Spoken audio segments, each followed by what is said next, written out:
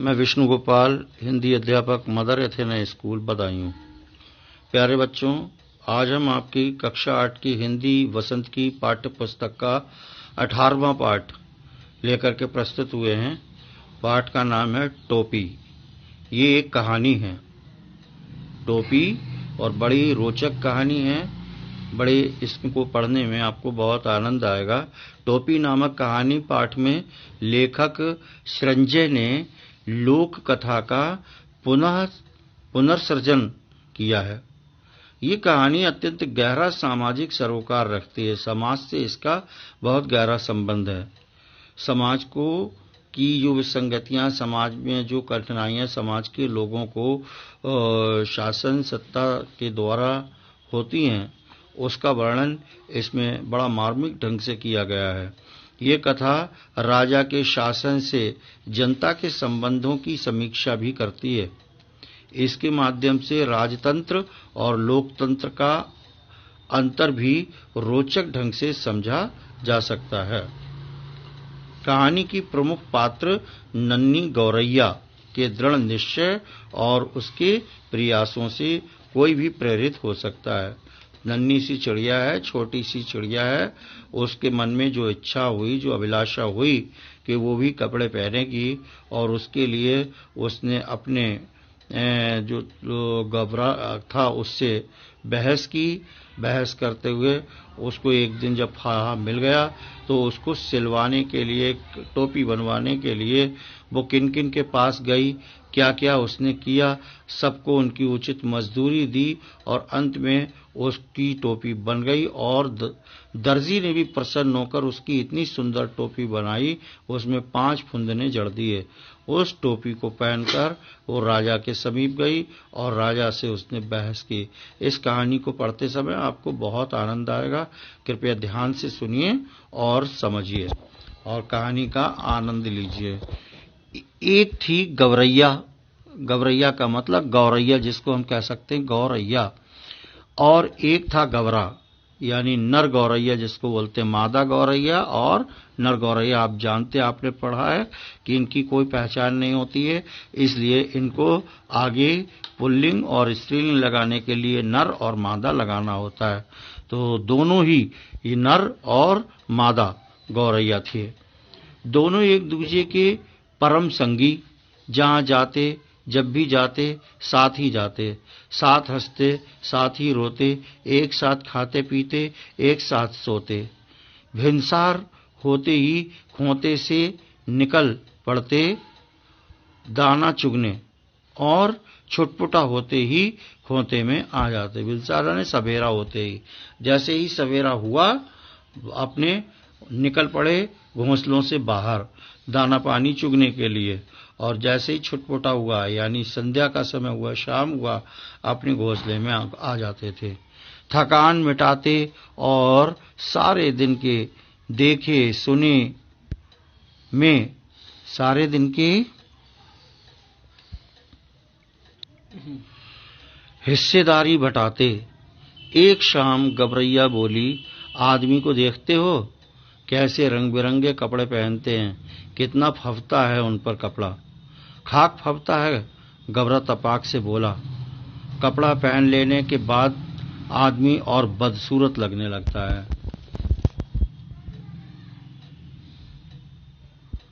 लगता है आज लटजीरा चुग गए हो, गबरैया बोल पड़ी। लटजीरा का मतलब होता है कोई मांस इत्यादि का कोई छीछड़ा या टुकड़ा कह सकते हैं, इसलिए इस तरह की बात कर रहे हो, गबरैया बोल पड़ी। कपड़े पहन लेने के बाद आदमी की कुदरती खूबसूरत ढक जाती है। गबरा बोला, अब तू ही सोच, अभी तो तेरी सुघड़ काया का एक एक कटाव मेरे सामने है, रोवे रोवे की रंगत मेरी आंखों में चमक रही है। अब अगर तू मानुष की तरह खुद को सरापा ढक ले तो तेरी सारी खूबसूरती ओझल हो जाएगी कि नहीं। कपड़े केवल अच्छा लगने के लिए नहीं, गबरैया बोली, कपड़े केवल अच्छा लगने के लिए नहीं, मौसम की मार से बचने के लिए भी पहनता है आदमी। तू समझती नहीं, गबरा हंसकर बोला। कपड़े पहन पहन कर जाड़ा, गर्मी, बरसात सहने की उनकी ताकत भी जाती रही है। और इस कपड़े में बड़ा लफड़ा भी है। कपड़ा पहनते ही पहनने वाले की औकात का पता चल जाता है। आदमी आदमी की हैसियत में भेद पैदा हो जाता है। फिर भी आदमी कपड़ा पहनने से बाज नहीं आता। गबरैया बोली, नित नए नए लिबास सिलवाता रहता है। यानी बच्चों, इस तरह से कपड़े पहनने को लेकर के सकारात्मक और नकारात्मक दोनों भाव दोनों के बीच उभरने लगे और गबरा और गबरैया में बहस होती रही। एक इस पक्ष में था कपड़े पहनना चाहिए, ये गबरैया कहती थी, और गबरा कहता था कि कपड़े किसी भी स्थिति में मनुष्य की तरह हम लोगों को नहीं पहनने चाहिए। ये निरा पोंगापन है। गबरा बोला, आदमी तो लिबास से फकत लाज ही नहीं ढकता, हाथ पैर जो चलने फिरने काम करने के वास्ते हैं उन्हें भी दस्ताने और मोजे से ढक लेता है। सिर पर लटें हैं उन्हें भी टोपी से ढक लेता है। अपन तो नंगे ही भले। गबरा इस प्रकार से बोला, अपने को इतना सारे लिबास से ढकने की आवश्यकता नहीं है। उनके सिर पर टोपी कितनी अच्छी लगती है। गबरैया बोली, मेरा भी मन टोपी पहनने का करता है। टोपी तू पाएगी कहाँ से? गबरा बोला, टोपी तो आदमियों का राजा पहनता है। जानती है एक टोपी के लिए कितनों का टाट उलट जाता है। जरा सी चूक हुई नहीं कि टोपी उछलते देर नहीं लगती। अपनी टोपी सलामत रहे इस फिक्र में कितनों को टोपी पहनानी पड़ती है। मेरी मान तू इस चक्कर में पड़ ही मत। गबरा था तनिक समझदार, इसलिए शक्की, जबकि गबरैया थी जिद्दी और धुन की पक्की। उसने एक बार जो ठान लिया सो ठान लिया, उसको ही जीवन का लक्ष्य मान लिया। कहा गया है, जहां चाह वहीं राह। मामूल के मुताबिक अगले दिन दोनों घूरे पर चुगने लगे। आज जी शोर होएगा यार। चुगते चुगते उसे रुई का एक फाहा मिल गया।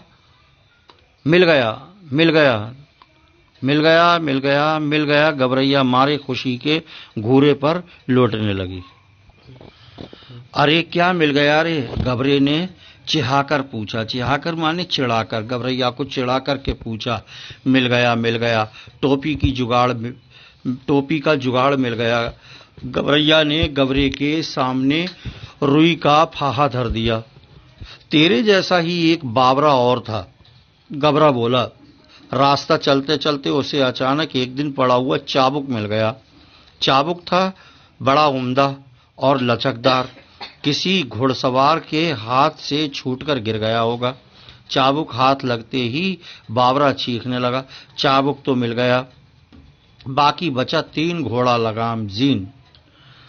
अब ये तीनों तो रास्ते में पड़े मिलने से रहे। सब काम धंधा छोड़ वह बावरा ता उम्र ये रटता रहा। बाकी बचा 3 घोड़ा लगाम जीन। गबरा उसे समझाते हुए बोला, इस रुई के फाहे से लेकर टोपी तक का सफर तुझे कुछ पता है? अता पता है? बस देखते जाओ अब कैसे बनती है टोपी। गबरैया उधर का फाहा लिए एक धुनिया के पास चली गई।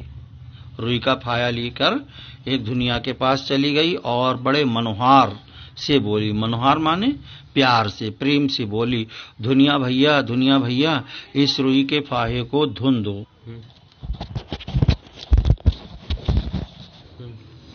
धुनिया भैया इस रुई के फाहे को धुन दो। धुनिया बेचारा बूढ़ा था, जाड़े का मौसम था। उसके तन पर वर्षों पुरानी तार तार हो चुकी एक मिर्जई पड़ी हुई थी। वह कांपते हुए बोला, तू जाती है कि नहीं? देखती नहीं, अभी मुझे राजा जी के लिए रजाई बनानी है। एक तो यहाँ का राजा ऐसा है जो चाम का दाम चलाता है, ऊपर से तू आ गई फोकट की रुई धुनवाने। उज्र ना करो भैये। उज्र माने इनकार, यानी मना मत करो भैये। गबरैया बोली, मैं तुम्हें पूरी उजरत दूंगी। उजरत माने मजदूरी दूंगी, जो भी तुम्हारी मेहनत की मजदूरी होगी मैं पूरी दूंगी। इसे धुन दो भैया, आधा तू ले ले, आधा मैं ले लूंगी। धुनियों को अपनी जिंदगी में आज तक इतनी खरी मजूरी कभी न मिली थी। 16 आने में 8 आने मजूरी तो इसके लिए सपना थी। वह झट तैयार हो गया, घर चों उसकी तांती बज उठी। उसने बड़े मन से रुई धुनी, लो इसे। उसमें से आधा धुनिये ने ले लिया और आधा गबरैया ने। इससे उत्साहित गबरैया एक कोरी के यहाँ गए और कहने लगे, कोरी भैया इस धुनी रुई से सूत काट दो। कोरी की कमर झुकी हुई थी। उसने बदन पर धज्जी हो चुका एक धुस्सा डाल रखा था। धुस्सा यानी दुशाला या अंगोछा आप कह सकते, कुछ ऐसा कपड़ा डाल रखा था। वह बड़ी अनिच्छा से बोला, अनिच्छा माने जो उसकी इच्छा नहीं थी काम करने की, तुम लोग यहाँ से भागते हो कि नहीं, देखते नहीं अभी मुझे राजा की अचकन के लिए सूत काटने हैं। मुझे फुर्सत नहीं है मुफ्त में मल्लार गाने की। भैया, इस मुल्क में सब काम क्या राजा जी के लिए ही होता है? मुल्क माने देश में सारा काम राजा जी के लिए ही होता है। गबरैया अचरज से बोली, तू किस मुल्क से आई है? कोरी ने उसे भर आंख देखा। जानती नहीं यहाँ का चलन, खट मरे बरधा बैठा खाए तुरंग। खट मरे बरधा माने बैल और तुरंग माने बैठ करके खाए।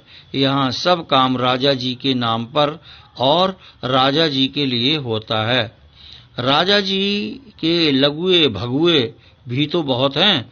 लଗୁए भगुए माने उनके चेली चाटे दाएं बाएं इधर उधर वाले, वो भी बहुत हैं। इसी में उनका भी काम होता है। सब अपना काम कराते रहते हैं राजा जी का नाम लेकर के। कोई भी पैसा नहीं देता, हम लोग फ्री में काम करते हैं। मुकरो मत भैया, माने मना मत करो, बात से मत फिरो। हम तुम्हें माकूल मुआवजा देंगे, जो उचित मुआवजा होगा इसका, जो तुम्हारी मजूरी होगी वो हम देंगे।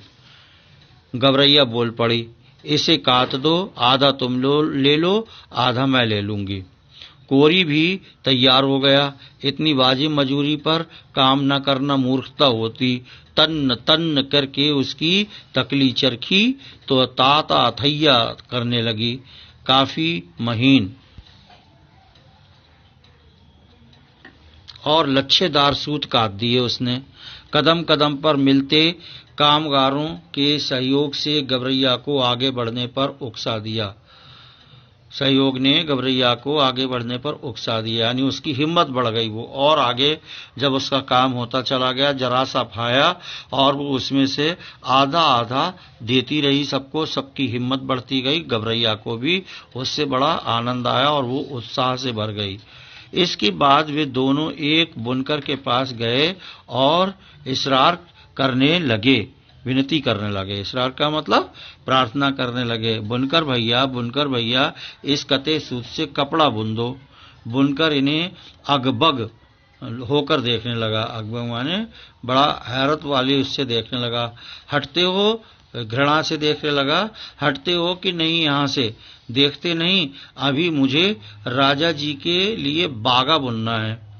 अभी थोड़ी देर बाद ही राजा जी के कारिंदे हाजिर हो जाएंगे। साव करे भाव करे सो चबाव करे चाकर। नहीं, साव करे भाव तो चबाव करे चाकर। अब इतना कहकर बुनकर अपने काम में मशगूल हो गया, यानी अपने काम में डूब गया। उसने कहा कि ये साव करे भाव करे चबाव करे चाकर, यानी कोई भी कुछ भी करे, पर आदमी को तो मुझे तो अपना काम ही करना है। मैं तो उनका चाकर हूँ, माने नौकरी करता हूँ, काम करता हूँ उनके लिए। वो कोई भी कुछ भी करे, मुझे मतलब नहीं, मुझे तो अपना काम ही करना है। और वो अपने काम में डूब गया। बुंदे भैया, गबरैया ने साहस संजोकर कहा, हम सेंत मेंत का काम नहीं करवाते, सेंटमेंट माने फ्री का काम नहीं करवाते। इसे बुन दे और आधा तू ले ले, आधा हम ले लेंगे। बुनकर ने देखा कि सौदा बुरा नहीं है, वह तैयार हो गया। सूत अपनी ओर खींचकर ताना बाना पसार दिया और करघा चलाने लगा। ढरकी ढुलकने लगी। थोड़ी ही देर में उसने काफी गफश और दबीज कपड़ा बुन दिया। गफश माने खूब बारीक कपड़ा और मजबूत, बारीक धागे का मजबूत कपड़ा उसने बुन दिया। आधा उसने ले लिया और आधा इन्होंने। गबरैया ने 3/4 मंजिल मार ली थी। कपड़ा 3/4 मंजिल मारने का मतलब लगभग उसने अपना काम पूरा करवा लिया था। अब सिलना बाकी रह गया था। कपड़े के बाद जब कपड़ा बन गया तो कपड़ा लिए वह अब एक दर्जी के पास जा पहुंची। दर्जी भैया इसकी टोपी सिल दो, खिसकती हो कि नहीं यहाँ से? दर्जी रोष से बोला, रोष माने क्रोध से बोला, देखते नहीं राजा जी की 7वीं रानी से 9 बेटियों के बाद 10वां बेटा पैदा हुआ है। अब उस 10 रतन का मतलब 10वां रत्न, यानी 9-8 वो रत्न बेटियां थीं, 10वां रत्न था। उसके लिए मुझे ढेरों झब्बे सिलने हैं, झबले जिसको बोलते हैं, हल्के हल्के कपड़े बच्चों के लिए। दर्जी ने माथे का पसीना पोंछते हुए ठंडी आह भरी, कुछ देना न लेना, हैं भर माथे पसीना, मतलब पसीना भरपूर आता है, मेहनत पूरी करो पर फात में कुछ नहीं आए, पैसा एक भी नहीं। इस तरह से उसने अपनी आपत्ति जताते हुए कहा। हम तो भैया बेगार में कुछ करवाते नहीं। गबरैया बोली, इस बुने कपड़े की टोपी सिल दे, बल्कि 2 टोपियां सिल दे, एक तू ले ले, एक हम ले लेंगे। मुंह मांगी मजदूरी पर कौन मूजी तैयार न होता। कच्च कच्च उसकी कैंची चल उठी और चूहे की तरह सर्र सर्र उसकी सुई कपड़े के भीतर बाहर होने लगी। बड़े मनोयोग से उसने 2 टोपियां सिल दी। खुश होकर दर्जी ने अपनी ओर से एक टोपी पर 5 फुंदने भी जड़ दिए। फुंदने वाली टोपी पहनकर तो गबरैया जैसे आपे में न रही, डेढ़ टांगों पर ही लगी नाचने, फुदक कर लगी गबरा को दिखाने, देख मेरी टोपी सबसे निराली 5 फुंदने वाली। वाकई तू तो रानी लग रही है, गबरे को भी आखिरकार कहना पड़ा। रानी नहीं, राजा को, मेरे राजा। गबरैया ऊंचा उड़ने लगी। अब कौन राजा मेरा मुकाबला करेगा? टोपी पहनते ही उसके मन में एक नए हुलस ने जोर मारा। एक नया हुलस माने नया उत्साह, नए जोश ने, है ना, जोर मारा। ना इस मुल्क के राजा का भी एक बार जायजा लिया जाए।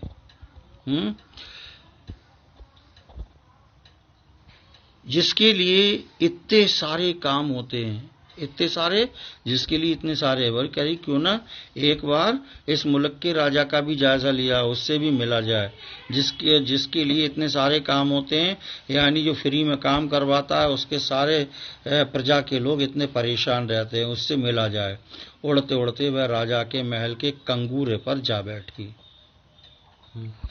बच्चों, चित्र में जैसा कि आप देख रहे हैं कि राजा आराम से लेटा हुआ है, कोई उसके पैरों को दबा रहा है, कोई हाथों की मालिश कर रहा है, कोई सिर की मालिश कर रहा है, और चिड़िया टोपी पहने हुए एक कंगूरे पर जाकर के राजा का ध्यान अपनी ओर आकर्षित करती है।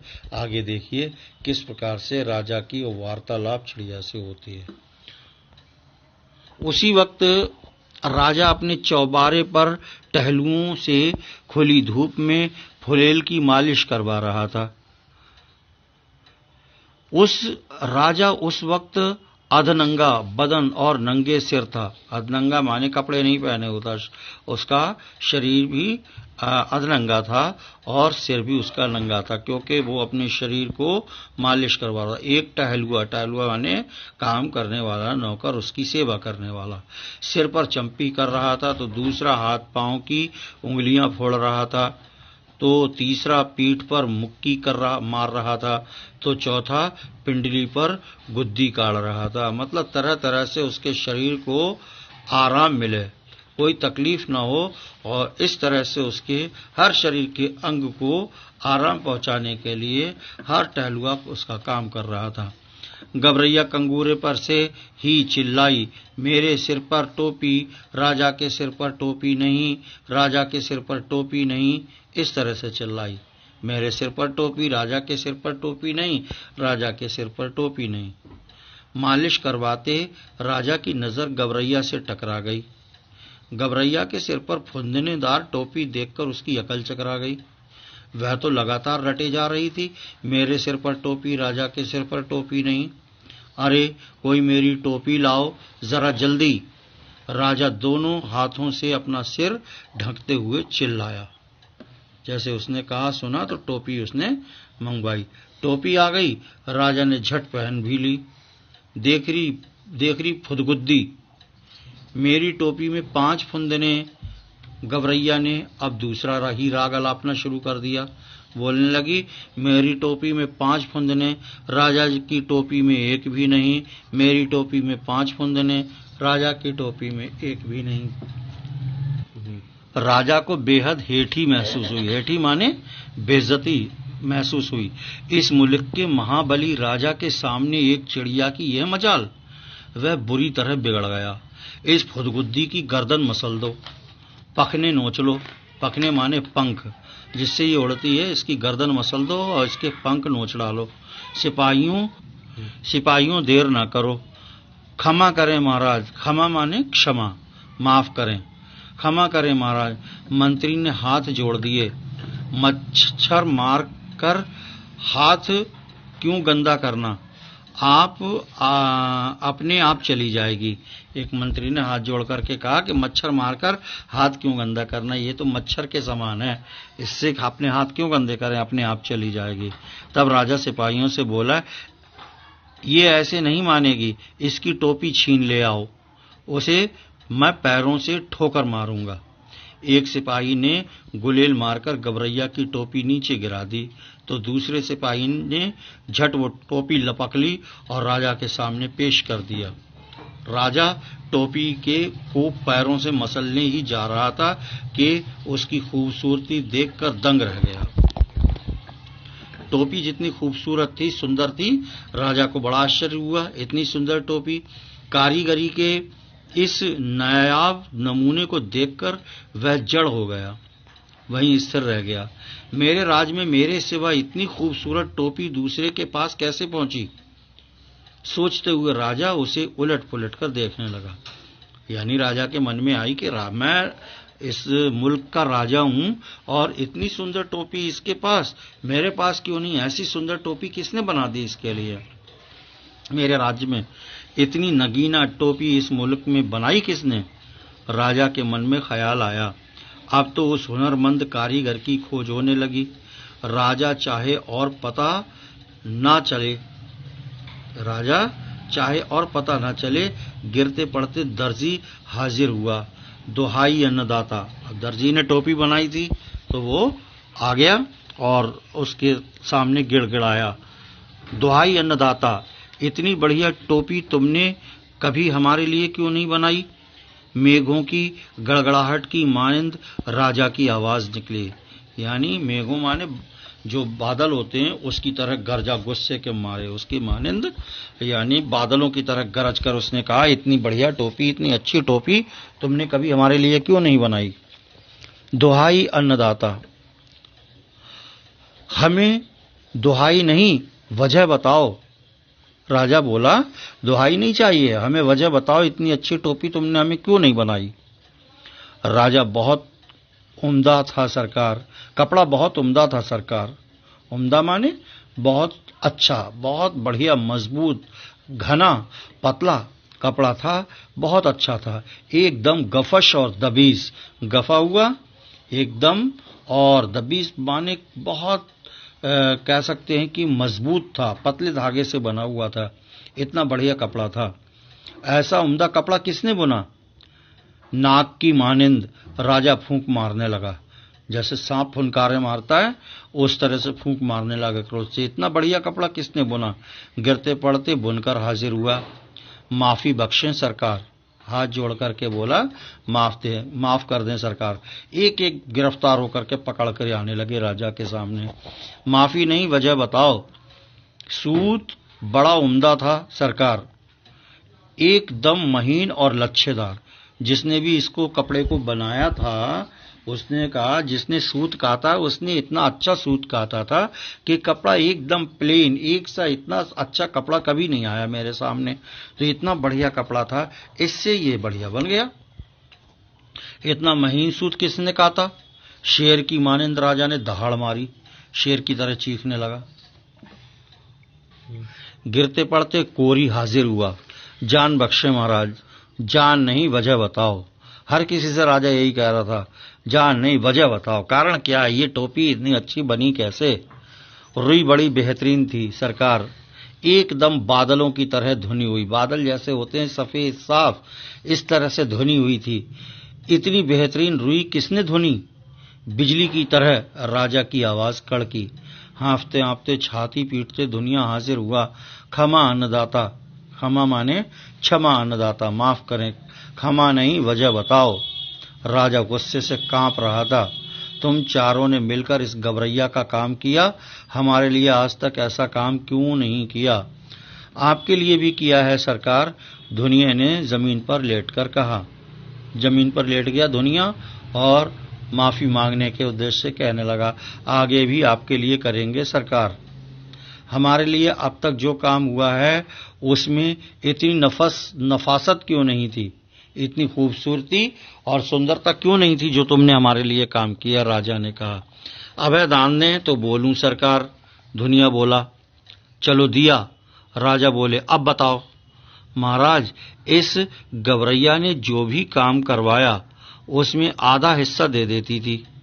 जिसके पास बहुत कुछ है वह कुछ भी नहीं देता, इसके पास कुछ भी नहीं था फिर भी ये आधा दे देती थी। इसीलिए इसके काम में अपने आप नफासत आ गई सरकार।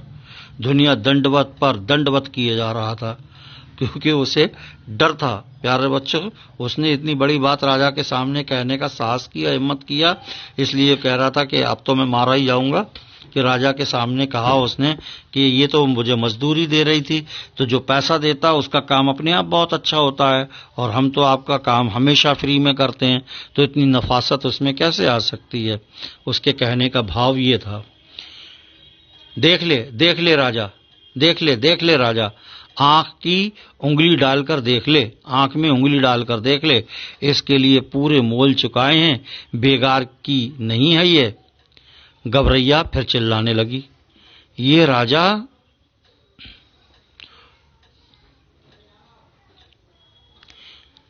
राजा तो कंगाल है, निरा कंगाल। इसका धन घट गया लगता है, इसे टोपी तक नहीं जुड़ती, तभी तो इसने मेरी टोपी छीन ली। राजा तो वाकई अकबका गया था। एक तो तमाम कारीगरों ने उसकी मदद की थी, दूसरे इस टोपी के सामने अपनी टोपी की कमसूरती, तीसरे खजाने की पोल खुलती। इस पाखी को कैसे पता चला कि धन घट गया है? पाखी माने पक्षी, इसका प्रयोग यहां पर किया। पाखी माने इस पक्षी को, यानी इस चिड़िया को, गौरैया को कैसे पता चला कि राज खजाने का धन घट गया है? तमाम बेगार करवाने, बहुत सख्ती से लगान वसूलने के बावजूद राजा का खजाना खाली ही रहता था। इतना ऐशो आराम, इतनी लश्करी, इतने लवाजमे का बोझ खजाना संभाले भी तो कैसे? तमाम लोग निकल आए थे ये अनोखा तमाशा देखने। मंत्री ने हौले से कहा, ये मुंह फट तो महाराज को बेपर्दा ही करके दम लेगी। राजा तो खुद घबरा रहा था, झट से बोल पड़ा, इसकी टोपी वापस कर दो। सिपाहियों ने कहना माना, टोपी वापस कंगूरे की ओर हवा में उछाल दी गई। गवरैया ने फिर से टोपी पहन ली और उड़ उड़ कर कहने लगी, ये राजा तो डरपोक है, मेरा डरपोक, मुझसे डर गया, तभी तो इसने मेरी टोपी लौटा दी।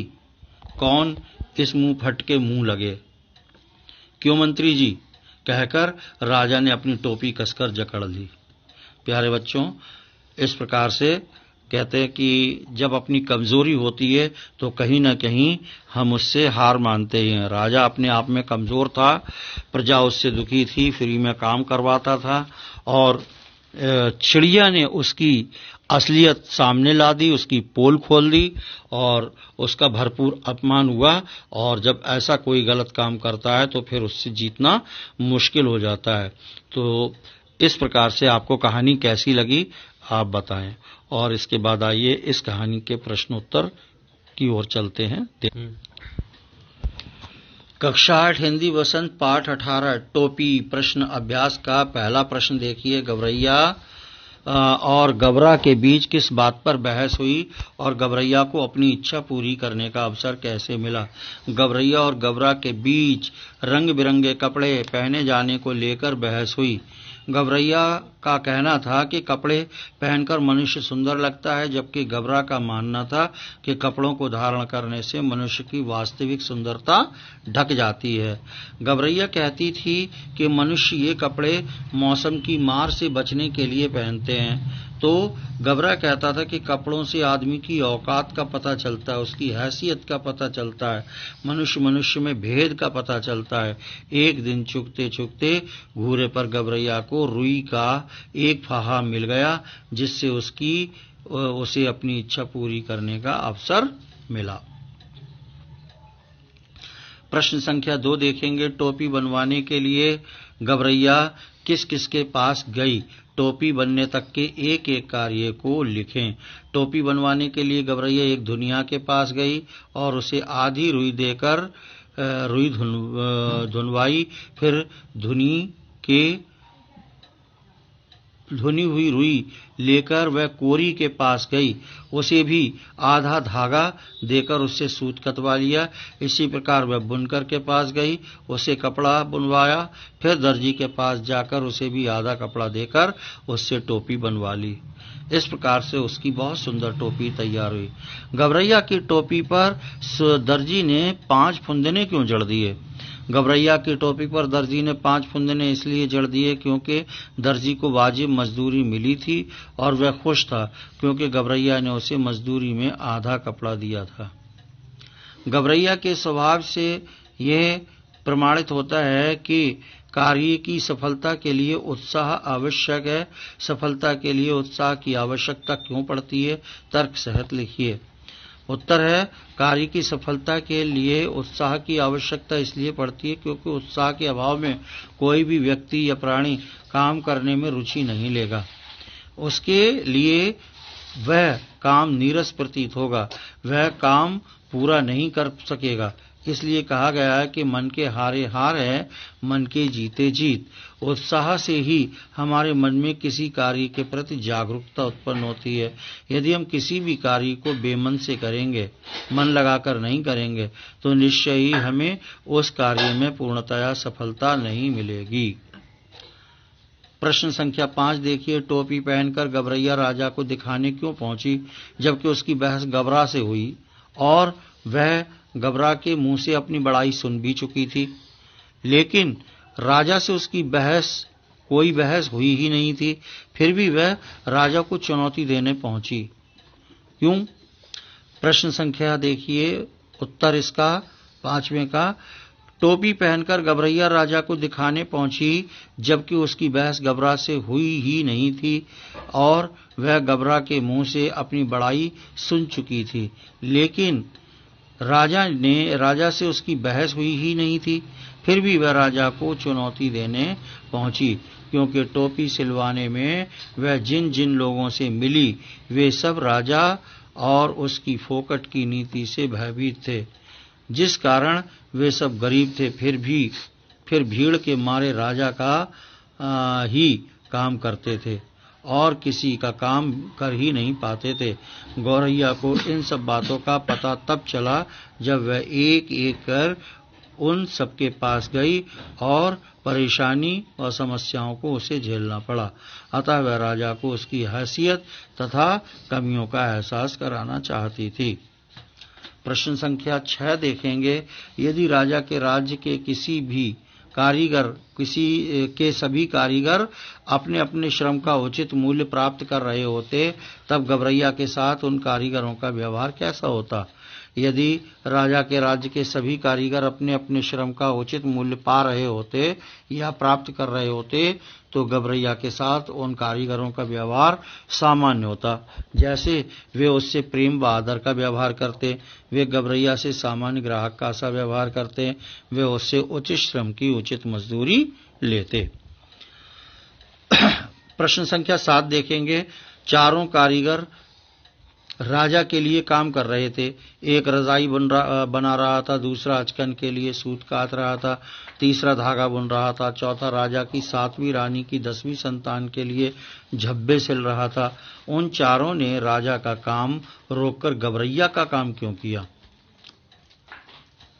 उत्तर है, उन चारों ने राजा का काम रोककर गबरैया का काम इसलिए किया क्योंकि पहले तो कारीगरों को राजा का काम करने का उचित मुआवजा नहीं मिला था।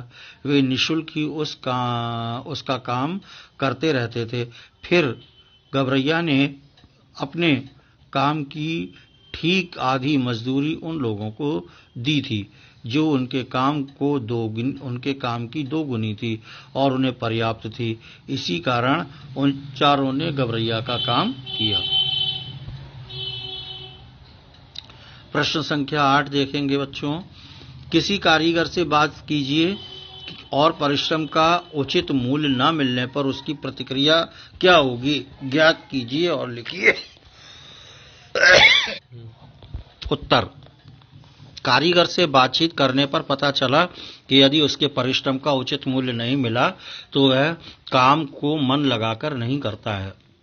जब तक वह काम पूरा नहीं हो जाता वह चिड़चिड़ाया सा रहता है, चिड़चिड़ापन उसके अंदर रहता है। कारीगर अपने ग्राहक से अच्छा व्यवहार नहीं करता, उसके कार्य को टालता रहता है, समय से कार्य को पूरा करके नहीं देता। अब गृह कार्य के 2 प्रश्न आपके सामने है। पाठ के शब्दार्थ लिखकर याद कीजिए। पहला प्रश्न है और दूसरा प्रश्न है, क्या गबरैया राजा को सबक सिखाने में सफल हुई? अपने विवेक के अनुसार इसका उत्तर लिखिए।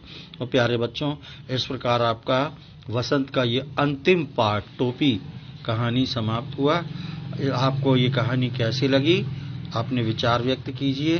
साथ ही अगली वीडियो में हम आपसे पुनः मिलते हैं। तब तक के लिए जय हिंद, जय भारत।